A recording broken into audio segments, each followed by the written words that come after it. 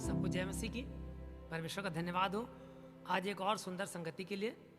और बहनों भाइयों, आइए आज हम नए नियम में से देखेंगे। और जैसा कि आप जानते हैं कि नए नियम में प्रभु यीशु मसीह के द्वारा स्वर्ग राज्य के बारे में कई स्थानों पर बताया गया है। प्रभु यीशु मसीह ने अपने सुसमाचार प्रचार के समय में स्वर्ग राज्य की तुलना अनेक दृष्टांतों में की है। और इसी में एक दृष्टांत हम देखते हैं मत्ती की पुस्तक उसका 25वां अध्याय और उसकी पहली से और 12वीं आयत के बीच में हम ये देखते हैं कि पूरे विवरण में ये लिखा हुआ है कि 10 कुंवारियाँ थीं जो एक दूल्हे के दर्शन करने के लिए निकली।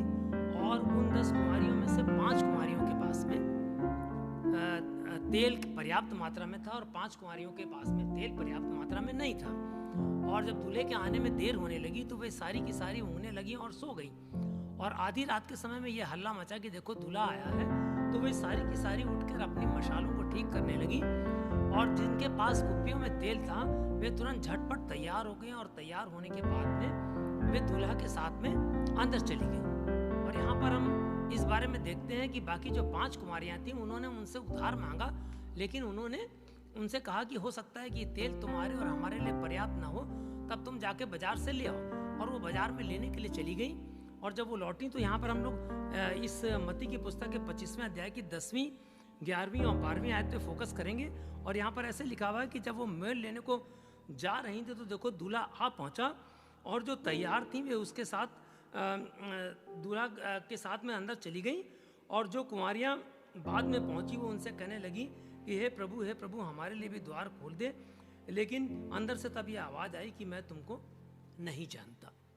यहाँ पर हम इन 3 आयतों पर जब फोकस करेंगे कि वो जो 5 कुंवारियाँ थीं जो बाद में आई और परमेश्वर के पुत्र दूल्हा के रूप में जो यहाँ पर हमारे सामने उपस्थित हैं, उन्होंने उनको इनकार कर दिया कि मैं तुमको नहीं जानता। इन आयतों पर जब हम फोकस करते हैं तो जब हम अपने जीवन में देखते हैं और जब हम स्वर्ग राज के बारे में सोचते हैं तो ये 10 कुंवारियाँ क्या हैं? ये 10 कुंवारियाँ 10 तरह की कलीसियाँ हैं। ये 10 कुंवारियाँ 10 तरह के व्यक्ति हैं। उनमें से 5 वो हैं जो पूरी तरीके से प्रभु यीशु मसीह के आगमन के लिए तैयार नहीं है।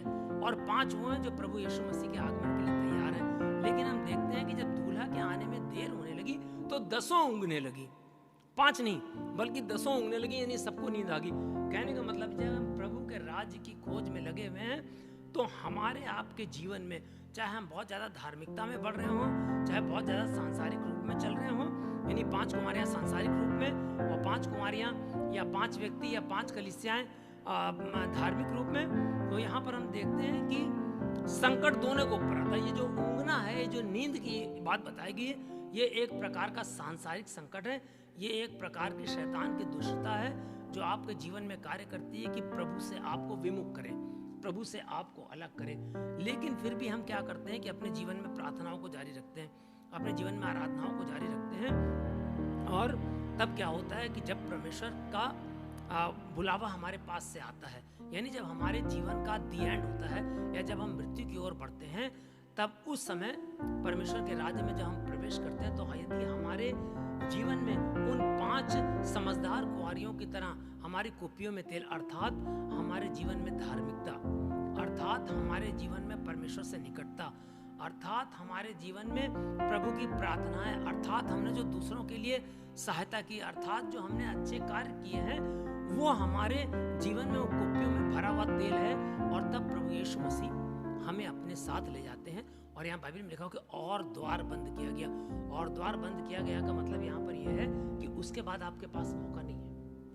क्योंकि अंदर से फिर बाद में जब उन कुंवारियों ने जो बाद में पीछे पहुंची थी, हो सकता है कि बाद में हम सोचें कि हम बाद में प्रार्थना कर लेंगे, हम बाद में अपने आप को सुधार कर लेंगे, चलो अभी तो सांसारिक जीवन जी लो, चलो अभी तो ऐश कर लो, अभी तो मस्तियाँ कर लो, अभी इस तरीके का हर प्रकार का फैशन कर लो, हर प्रकार का मतलब घूमना फिरना कर लो। और लेकिन प्रभु से निकटता में हम जो है पिछड़ रहे हैं। और जब प्रभु में निकटता में पिछड़ रहे हैं तो हमारी कुप्पियों में वो तेल खत्म हो रहा है। और तब संसार का तो सुख हमने भोग लिया, लेकिन स्वर्ग राज के बारे में हम हमेशा सोच रहे हैं। तो स्वर्ग राज के बारे में जब हम सोच रहे हैं और हमारी कुप्पियों में तेल नहीं है, यानी कि हमने केवल सांसारिक जीवन व्यतीत किया है, तो जब वो समय आएगा जब हमारे जीवन का अंत हो रहा होगा और जब यीशु मसीह से हमारा आमना सामना होगा, या अचानक मान लीजिए आदि यीशु मसीह पूरे संसार का न्याय करने के लिए बादलों के ऊपर आ जाएं और उसमें से तमाम लोग जैसे कि मुर्दे जी उठेंगे और चले जाएंगे आकाश में, और परमेश्वर अपने साथ उनको ले जाके तब उनका न्याय करे।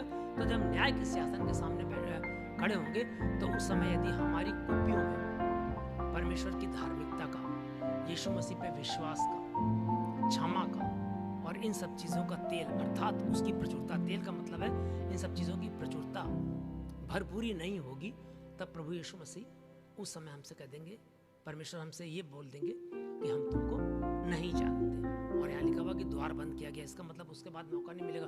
तो बहन भाइयों, ये वचन हमारे आपकी सभी कलीसियाओं में जितने भी विश्वासीगण हैं, मसीह विश्वासी, सबने बार बार सुना होगा।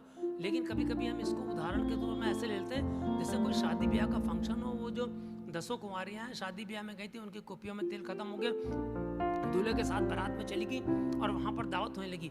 बहनों भाइयों, इसका शादी से कोई मतलब नहीं। इन 10 कुंवारियों का और उन 10 कुप्पियों के तेल का मतलब मेरे और आपके जीवन से है।